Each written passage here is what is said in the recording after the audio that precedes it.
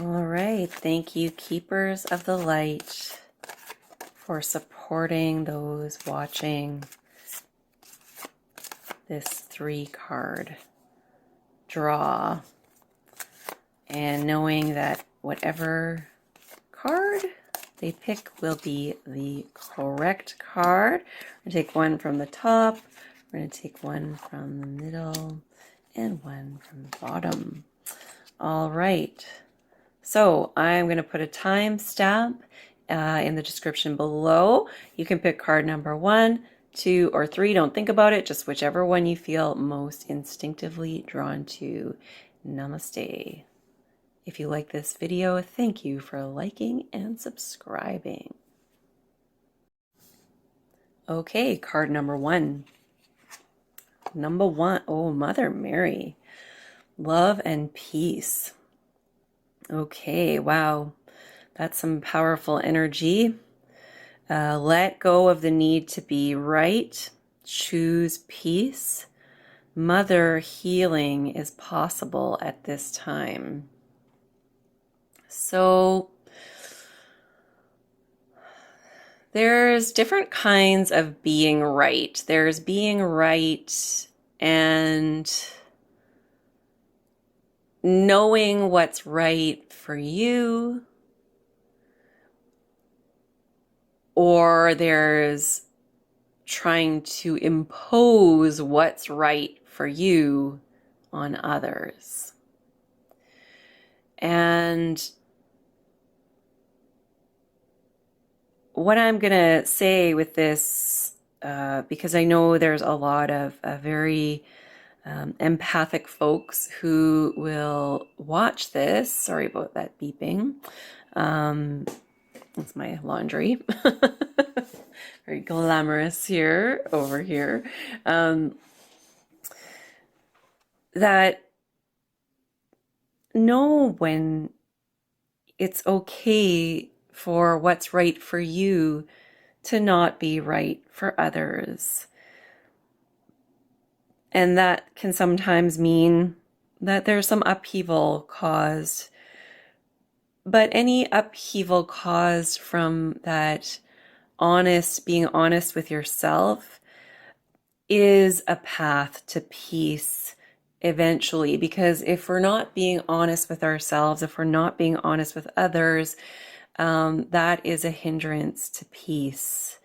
So if we think of Mother Mary, if with her story, whether or not you believe it is another thing, but with her story of being very young, I think she was 14, good God, biblical times, something like that, but was called to become a mother of quote unquote God's son. There's this really amazing movie called The Nativity. If you haven't seen it, it really highlights Mother Mary's journey and and really puts it in a real way of this crazy thing that she had to do. And if she wanted to be quote unquote right, she would have said, no way am I doing this. So there was a lot of struggle, but her choice led to this. I'm on the fence about the whole Jesus thing, truthfully, but for a lot of people, I do connect to Jesus's energy. I'm just not Christian at all. I don't believe in hell, any of that bullshit. And I don't think Jesus's energy would either. Choose peace. It's all about peace. It's all about peace. And mother healing is possible at that time, at this time. And I'm just going to let you take that and maybe meditate on what that could mean for you. Namaste. Card number 2, people. Who do we have visiting us today? Ooh, Dwal Cool. Dharma unfolding. Remember that you are on a path. Take one step at a time to happiness. One step at a time to happiness. So, what step can you take today toward your happiness?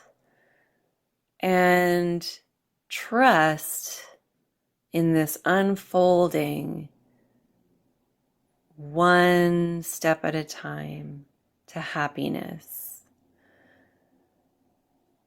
For me, that could be meditating. That could be doing my videos. That could be buying myself a new mattress because my old one was not very comfortable anymore. So what step to, and to me, like a good sleep, it might seem a little bit trite or whatnot, but it's very important to me that I get a good sleep. So a good mattress isn't just a mattress, it's like an investment in my well-being.